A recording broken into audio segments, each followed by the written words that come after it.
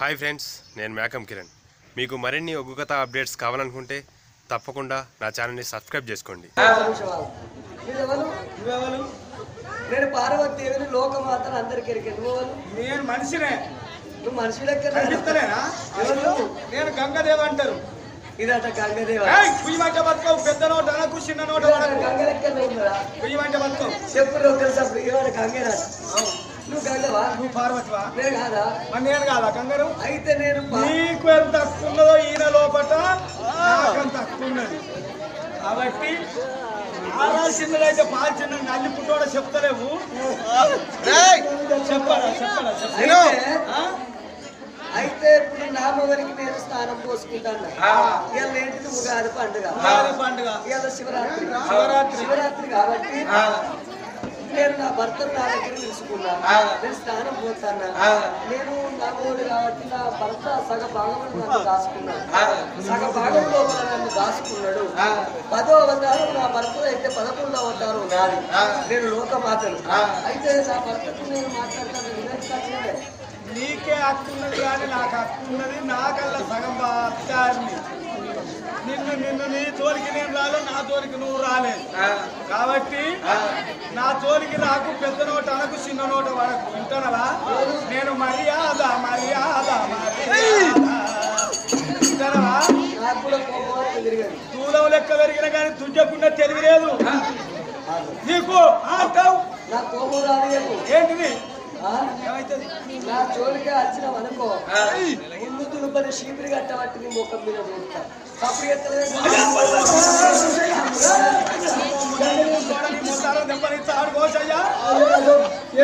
అప్పుడు గుజ్జోడాలు కిందికనే ఇద్దరిని చేసుకున్నావా? మనం వస్తుందో అంటే ఇక దానికి నాకు మనం కాదు. ఆనాడు అంకాయ శాఖం మంచిగా లేదే పార్వతాన్ని నువ్వు అంటే ఈ మూర పార్వతి ఏమన్నది అన్నది అంకాయ శాఖం మంచిగా లేకపోతే ఇంకోదాన్ని తెచ్చుకోమన్నదా? అన్నది అన్నమూల నా రాజ్యం ఎగుతుంది కదా అని చెప్పని చెప్పి నేను వచ్చి నీ అమ్మగారి ఇంటికి వచ్చి నేను చేసుకున్నా. ఇవాళ నన్ను పట్టుకొచ్చినావు, కొనక భాషంగా కట్టుకున్నావు, జల్లకందనం కట్టుకొని నన్ను పట్టుకొచ్చినావు. కాబట్టి దానికి ఎంత అధికారం ఉన్నదో నాకు కూడా అంత అధికారం ఉన్నదా లేదా?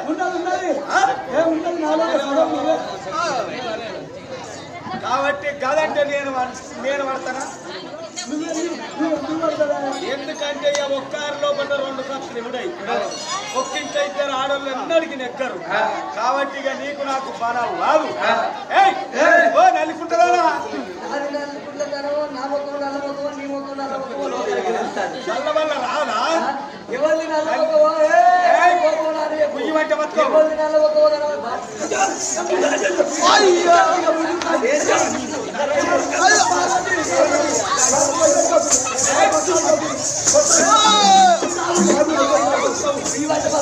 ఇక నీకు నాకు పరావు వాడది. వెళ్ళాలి సంసారం వెళ్ళాలి. ఎందుకు మొగో నీలో పోతుంది, ఇద్దరు పోతుంది అని నేను ఎన్ని రోజులు బట్టి ఒత్తుకొని సత్తాన్నా. ఇక బరావు కాదు. బరావు కాబట్టి ఇక అంతులు పెట్టుకుందాం. నీకు 15 రోజులు, నాకు 15 రోజులు. ఇక్కడనే కూర్చోవాలి.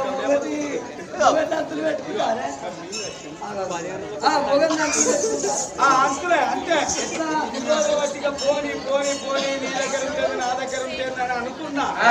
నేను చదువు కట్టుకున్నా గానీ నువ్వు చదువుతలేవు. చదవలే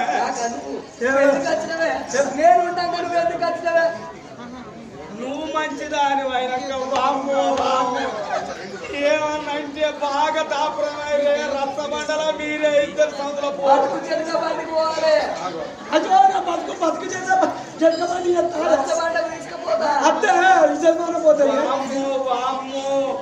ఇంట్లో భార్య మంచిదైనాక మొగోడు పోయి హోటల్ ఎందుకు తింటాడే? తుస్తురుదానా చెప్పు.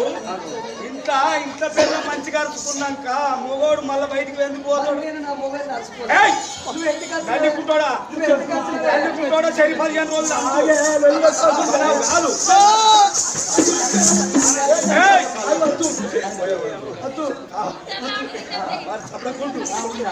కాబట్టి ఇక నీకు నాకు పరావు కాదు. ఎందుకంటే ఇంట్లో బట్టి వస్తుకొని సత్తంగా ఎవరైతే నేను ఒప్పుకొని సత్తాను కానీ ఈ గంటలు నాకు పరావు కాదు. ఇక చెరు 15 రోజులు అంటూ ఏంటి ఆ ఎండాకాలం 15 రోజులు అంటూ నీ అంటూ చలికాలం 15 రోజుల్లో అంతే. నేను ఒక పోతలు ఉండా నేను ఉన్నానంటే నలుగుంటాడా ఇప్పుడు ఇచ్చాను తెలివి ఇక గెట్లు పెట్టుతాను గెట్లు గెట్లు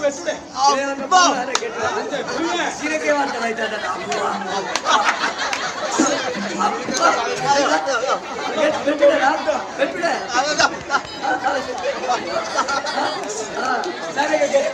గెట్లు పెడతాను చూడు ఇంతమంది లోకం చూడంగా లోకం చూడంగా చూడు నలుగుంటాడు తరుగు అగో మరి లేకపోతే ఇప్పుడు 10 మందిలో పట్టినే పంచాయతీ జగాలి ఇది కలిపాడం నీకేసే బాపతి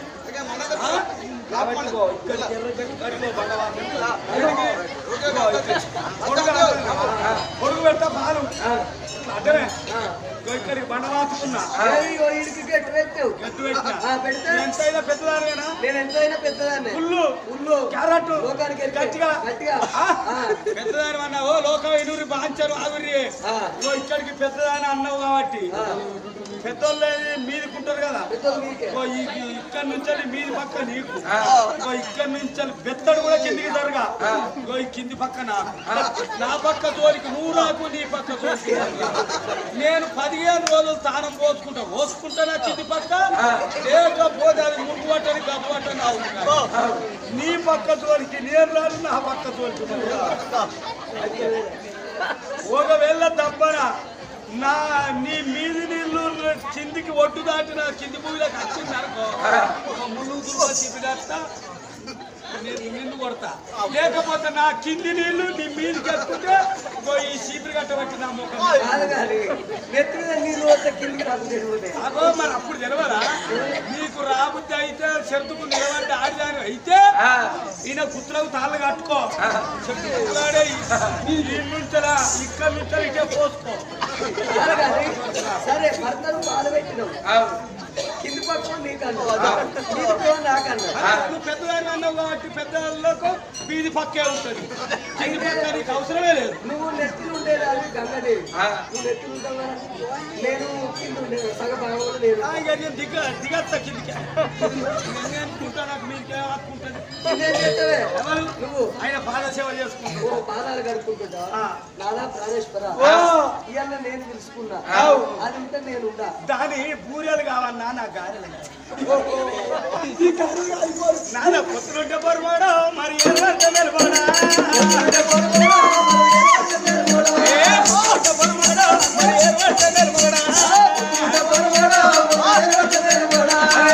తెల్లారి ఇంటికి పోతా పొరుగా ఇంటికి మాపడికి నీ కింద పోడా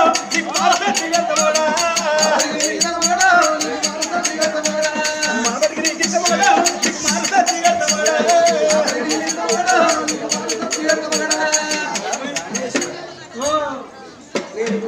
నువ్వక్కడుంటే నేను ఇక్కడుంటే ఎంతో కష్టం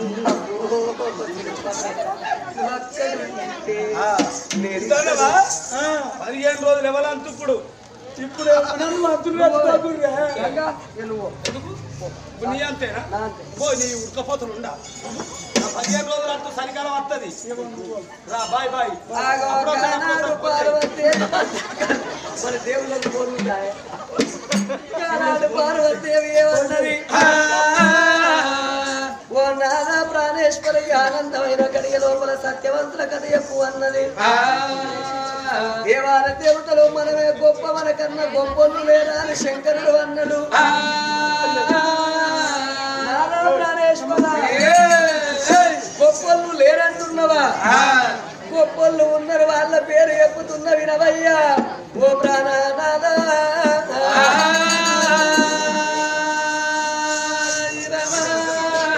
సుమంతాపురి పట్టణాన్ని పరిపాలన చేసేటి వాడు రాజు సుమంత మహారాజు సుమంత మహారాజు భార్య సుభద్రాదేవి భర్త అంటే భర్త కన్నా ఎక్కువ భార్య గొప్పది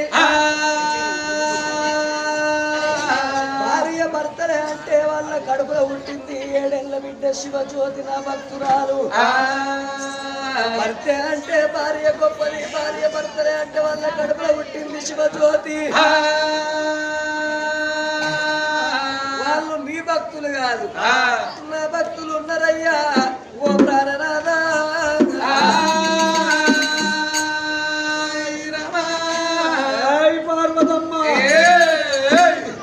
మాటికి పుండు మీద కారం తల్లినట్టు నా భక్తులు నా భక్తులు నా భక్తులు అంటున్నావు ఒక్కసారన్న మన భక్తులేనయ్యా అని అనకపోతివి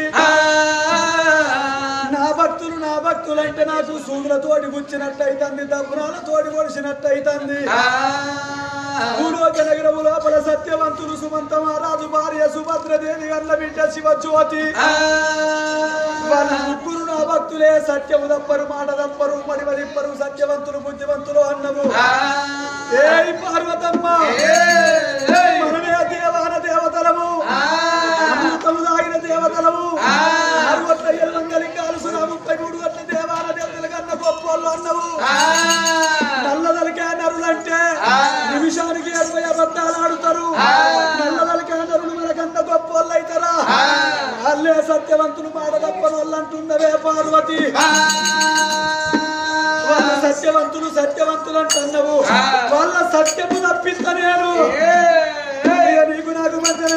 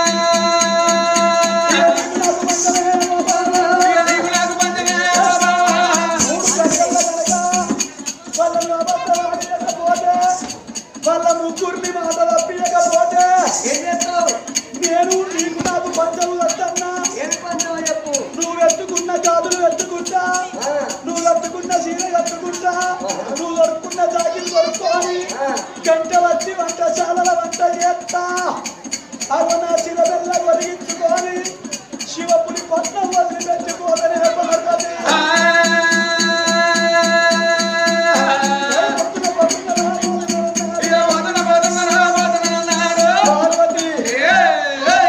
నాకు పంచమైంది కైలాసం లోపల ఎవరు లేరు కానీ ఈ హుజురాబాద్ లోపల ఈ ప్రతాపవాడ లోపల మన పంచమ సంగతి ఈవాడ కట్టోళ్ళు చూస్తాండ్రు ఈవాడ కట్టోళ్ళు చూస్తాండ్రు మన గుడి ఆవరణలో ఉన్నోళ్ళు చూస్తాండ్రు నీకు నాకు పంచము 3 గడియల్లో నేను ఓడించి రాకపోతే నా శిరవెల్ల ఒరిగించుకొని కైలాసం విడిచిపెట్టిపోతా ఒకవేళ నేను ఓడించట్టే నా కింద నువ్వు పాద సేవ చేస్తానన్నావు అమరావతి మాటలు ఇస్తారా మీరు నా భార్యకుండు నాకు పట్టు పంచమైంది ఇక నేను పోతున్నానన్నదా దేవుడు పార్వతమ్మతోటి పట్టు పంచము కట్టుకొని బయలుపోతున్నాడు శివతంగయ్యో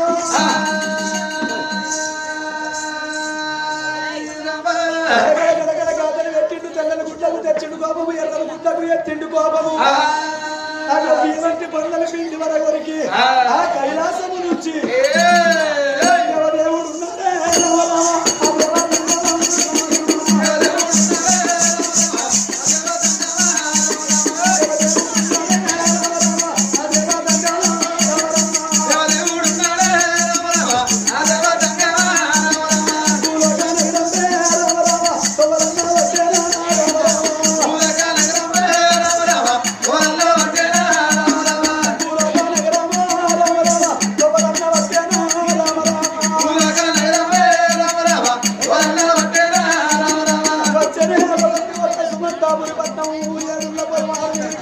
శంకరుడు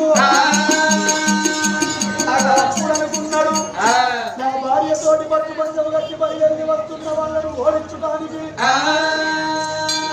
నేను ఈ నిజ రూపముతోటి నేను దానింటికి పోతే నిజ రూపముతోటి నేను పోతే సాక్షాత్తు పరమేశ్వరుడే వచ్చిందా అని నా పాదాలు పట్టుకుంటది అది మాట తప్పది మారుగట్టి మారు వేషంలో ఒక సంగమ రూపం ఎత్తుకుంటా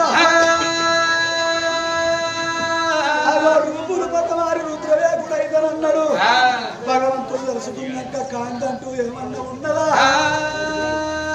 ఎందరి మహిమలో దొరికిన విమలవాడ రాజన్న మహిమలెవ్వరికి దొరకాయి పిరికడి యాపాకు పట్టిండు శంకరుడు అవి ముప్పందు పట్టే బండారి సంచిన చైరెట్టి పిరికడు బండారి పట్టిండు